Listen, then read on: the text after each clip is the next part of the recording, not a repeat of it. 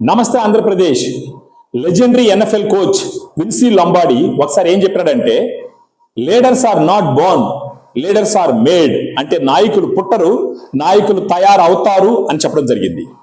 దీన్ని ఎందుకు చెప్తున్నానంటే, ప్రస్తుతం మన ఆంధ్రప్రదేశ్ రాజకీయాల్లో ఒక లీడరు అంటే బహుశా ఆయన రాజకీయాల్లోకి వచ్చినప్పుడు వారసత్వంతో వచ్చుంటాడు, కానీ వచ్చిన మొదట్లో చాలా విమర్శలు ఎదుర్కొన్నాడు. తర్వాత ఇప్పుడు ఆయన మారే విధానం చూసినారంటే ప్రతి ఒక్కరికి ఆశ్చర్యం కలగక మానదు, ప్రతి ఒక్కరూ అప్రిషియేట్ చేయకుండా ఉండలేరు. ఈవెన్ ఆయన శత్రువులు కూడా ఖచ్చితంగా ఆయన అప్రిషియేట్ చేసే విధంగా ఆయన అతనిలో ఉన్న లీడర్షిప్ క్వాలిటీస్ పెంపొందించుకుంటున్నాడు. మరి ఎవరో కాదు, లోకేష్ గారు. ఇప్పుడున్న మన ఎడ్యుకేషన్ మినిస్టర్ లోకేష్ గారు. మీకు అందరికి తెలుసు ఫ్రెండ్స్, లోకేష్ గారు రాజకీయాల్లోకి వచ్చినప్పుడు గత 10 సంవత్సరాల క్రితం ప్రతి ఒక్క అపోజిషన్ నాయకుడు కానీ వేరే పార్టీ వాళ్ళు కానీ లోకేష్ గారిని ఓ రేంజ్ లో ట్రోల్ చేయడం జరిగింది, ఓ రేంజ్ లో విమర్శించడం జరిగింది. ఫర్ ఎగ్జాంపుల్, ఆయన్ని పప్పు పప్పు పప్పు అని ప్రతి ఒక్కరు విమర్శించేవాళ్ళు. ఆ పప్పు అనేటటువంటి ఒక స్థాయి నుంచి పవర్ఫుల్ లీడర్ అనేటటువంటి ఒక స్థాయికి ఆయన ఎదిగిన క్రమాన్ని చూస్తే గనక ప్రతి ఒక్కరికి చాలా స్ఫూర్తిదాయకంగా ఉంటుంది, చాలా మోటివేషన్గా ఉంటుంది. ఇది ఈవెన్ ఆయన శత్రువులు కూడా అంగీకరించక తప్పనటువంటి ఒక నిజం. మీరు నాతో ఖచ్చితంగా ఒప్పుకుంటారు. ఫర్ ఎగ్జాంపుల్, మీరు చూసినారంటే ఇంతకు ముందర ఆయన డైరెక్ట్ గా పోటీ చేసి గెలిచినటువంటి సందర్భం లేనే లేదు. వాళ్ళ నాన్నగారు నారా చంద్రబాబు నాయుడు గారు పొజిషన్ లో ఉండడం వల్ల ఆయన ఎమ్మెల్సీగా తీసుకోవడం జరిగింది. అప్పుడు మీరు ఆయన శరీరపు ఆకృతి చూస్తే కూడా కొంచెం లావుగా స్టఫ్ గా ఉండేవాళ్ళం. సో ప్రతి ఒక్కరు అతన్ని ట్రోల్ చేసేవాళ్ళు, ప్రతి ఒక్కరు అతను కామెంట్ చేసేవాళ్ళు. అతను ఏంటంటే గెలిచి వచ్చినవాడు కాదనేవాళ్ళు, అతను పప్పు అనేవాడు. అలాంటి ఒక మనిషి ఎంతో పట్టుదలతో ఫస్ట్ లో ఆయన వచ్చిన మార్పు ఏంటంటే, ఎంతో స్టఫ్ గా ఉన్నటువంటి శరీరాన్ని ఆయన ఎక్సర్సైజ్ చేసి డైట్ ఫాలో అయ్యి జిమ్ చేసి సూపర్ బాడీ తయారు చేసుకున్నాడు. అలా ఒక వ్యక్తి లావుగా ఉన్న సిచ్యువేషన్ నుంచి ఒక సూపర్ స్ట్రక్చర్కి రావాలి అంటే ఎంతో శ్రమ పడాలి, ఎంతో క్రమశిక్షణ అవసరం, ఎంతో నియమాలు పాటించాలి. అలా చేసి వచ్చినాడు. అంటే ఆ సమయంలో ఆయన వాళ్ళ నాన్నగారు వాళ్ళ రాజకీయంలోకి వచ్చినా కూడా, అయిష్టంగా వచ్చినా కూడా, లేదా వేరే మార్గం లేని విధంగా వచ్చినా కూడా, తర్వాత he started liking serving the people. ఆ తర్వాత ఫస్ట్ ఆయన బాడీ స్ట్రక్చర్ని మార్చుకున్నాడు.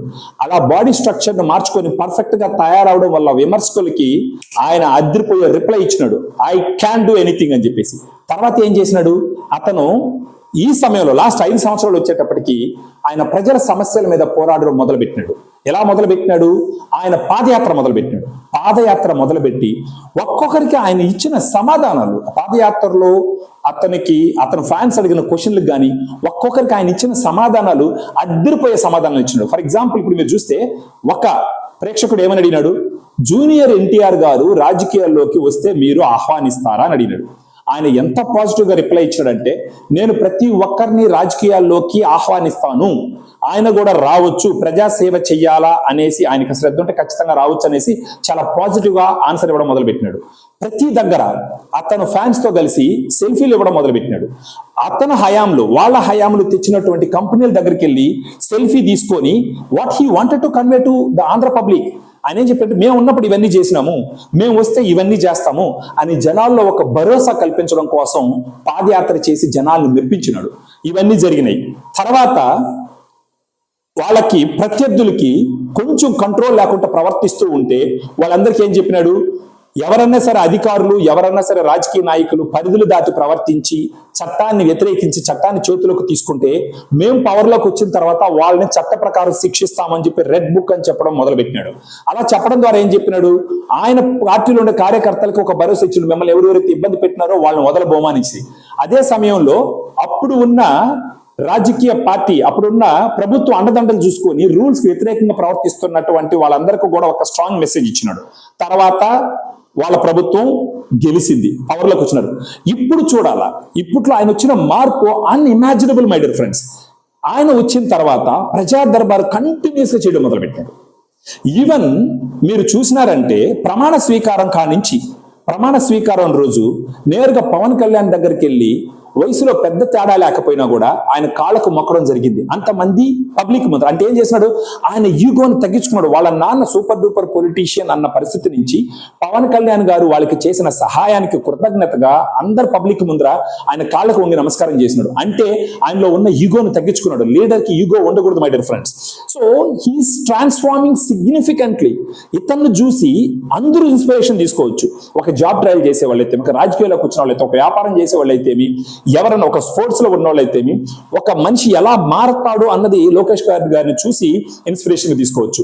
తర్వాత ప్రజా దర్బార్ నిర్వహించి కంటిన్యూస్ గా ప్రజల సమస్యలు సాల్వ్ చేయడం మొదలుపెట్టాడు. ఆయన సాల్వ్ చేసిన కొన్ని సమస్యలు, ఒక 20-30 మంది వికలాంగులకి వాళ్ళ ఎంట్రన్స్ టెస్ట్ లో పాస్ అయ్యి ఇన్స్టిట్యూషన్స్ లో వెళ్ళడానికి ఏదో ఒక రూల్ అడ్డం వచ్చిందని అప్పటికప్పుడు ఒక చట్టాన్ని తీసుకొచ్చి వాళ్ళకందరికీ ఆ ఎడ్యుకేషన్ ఇన్స్టిట్యూషన్ లో ఎంట్రీ ఈజీ అయ్యేటట్టు చేసి వాళ్ళందరికీ ల్యాప్టాప్లు ఇవ్వడం జరిగింది. తర్వాత ఒక అతను దుబాయ్ లో ఇరుక్కుంటే అతన్ని ఆంధ్రాకి రప్పించడం జరిగింది.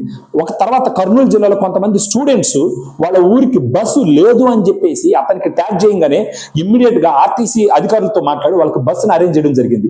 ఈ విధంగా ఒక్కొక్కటి అతనిలో ఉన్న సేవా నిరతని ప్రకటించుకుంటూ కష్టపడి పనిచేస్తూ, అంటే ఆయన బోర్న్ విత్ సిల్వర్ స్పూన్ అండి. వాళ్ళకి చాలా డబ్బు ఉంది, చాలా వ్యాపారాలు ఉన్నాయి, ఆయనంత కష్టపడాల్సిన అవసరం లేదు. బట్ ఆయన కష్టపడుతున్నాడు. Why? He started liking his job. ఎవరన్నా సరే వాళ్ళు చేసే వృత్తిని లవ్ చేస్తూ పనిచేస్తే వాళ్ళు ఎంజాయ్ చేస్తారు. అంతేందుకు రీసెంట్ గా చంద్రబాబు నాయుడు గారు అక్కడికి సత్యసాయి జిల్లాకు విజిట్ చేసినప్పుడు అక్కడ వామపక్షాల వాళ్ళు ఏదో నిరసన తెలపడానికి వస్తే అక్కడ ఉన్నటువంటి పోలీసులు వాళ్ళని బంధించినారని చెప్పేసి వెంటనే ఏం చేసినాడు ఆయన, అందరికీ బహిరంగంగా క్షమాపణ చెప్పినాడు. ఇలాంటివి మా ప్రభుత్వంలో జరగవు, క్షమించాలి జరిగిన దానికి, అధికారుల అత్యుత్సాహాన్ని నేను హెచ్చరిస్తున్నాను, తగ్గించుకోండి అని చెప్పేసి. తర్వాత ఈ పరదాలు గిరదాలు ఏముండకూడదు, మేము అందుబాటులో ఉంటాము, మీకు అందరికి దగ్గరగా ఉంటాము, ఈ ఎడ్యుకేషన్ లో లాట్ ఆఫ్ రీఫార్మ్స్ తీసుకొస్తాము అని చెప్పేసి మెసేజ్ ఇస్తున్నాడు. సో ఫ్రెండ్స్, ఇప్పుడు మీరు చెప్పండి, ఈవెన్ ఒకానొక సమయంలో టీడీపీ క్యాడర్ లో చంద్రబాబు నాయుడు గారి తర్వాత జూనియర్ ఎన్టీఆర్ గారు తప్ప ఇంకెవరు ఈ పార్టీ బాధ్యతలు చేపట్టలేరు, సమర్థవంతంగా ముందుకు నడపలేరు అన్న ఒక ఒపీనియన్ ఉన్న సిచ్యువేషన్ లో రీసెంట్ ఎలక్షన్స్ లో 90,000 ఓట్ల మెజారిటీతో గెలిచాడు. ఎలా గెలిచాడు? మంగళగిరిలో ఆయన పోనటువంటి అపార్ట్మెంట్ లేదు, ఆయన కలవనటువంటి షాప్ లేదు, చాలా కష్టపడి పనిచేస్తున్నాడు. అది కాకుండా మంగళగిరిలో టీడీపీ ప్రభుత్వం గెలిచిన ఆనవాళ్ళు ఇంత ముందర హిస్టరీ లేదు. ఆయన చెప్పి మరీ కొట్టాడు. అంటే కొందరు టార్గెట్ చెప్పి మరీ కొడతారు. ఆయన ఏం చేసినాడు, ఎప్పుడు గెలవనటువంటి నియోజకవర్గంలో పోటీ చేసి గెలిచి నేను చూపెట్టి తర్వాత నేను అసెంబ్లీకి వస్తానని చెప్పినాడు. That is the kind of spirit and commitment a powerful leader should possess.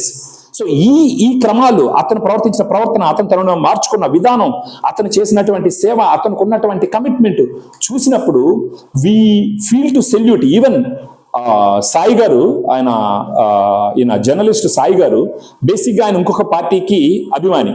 ఆయన కూడా నిన్న లోకేష్ను అభినందించుకుంటా ఉండలేము అని చెప్పడం జరిగింది. సో నేనేమంటానంటే, రాజకీయంలో ఉన్న వాళ్ళందరూ లోకేష్ గారిని ఇన్స్పిరేషన్ గా తీసుకొని ప్రజలకు సేవ చేయాలి, ఆంధ్రప్రదేశ్ అభివృద్ధి ముందరికి పోవాలి, మన ఆంధ్రప్రదేశ్లో ఉన్న ప్రతి ఒక్క తెలుగు వ్యక్తి ఒక జీవన ప్రమాణాలు పెరగాలని కోరుకుంటూ లోకేష్ గారికి మరొకసారి సెల్యూట్ చేస్తూ, పవన్ కళ్యాణ్ గారికి మరొకసారి సెల్యూట్ చేస్తూ, చంద్రబాబు నాయుడు గారికి మరొకసారి సెల్యూట్ చేస్తూ, ఈ రాష్ట్రానికి మీరు మంచి చేయాల్సిందిగా కోరుకుంటున్న సగటు ఆంధ్రప్రదేశ్ వ్యక్తిని నేను. దయచేసి మీకు ఈ అనాలిసిస్ నచ్చింది అంటే ఛానల్ సబ్స్క్రైబ్ చేయండి, షేర్ చేయండి, లైక్ చేయండి. జై హింద్, జై ఆంధ్రప్రదేశ్, జై అమరావతి, జై హింద్.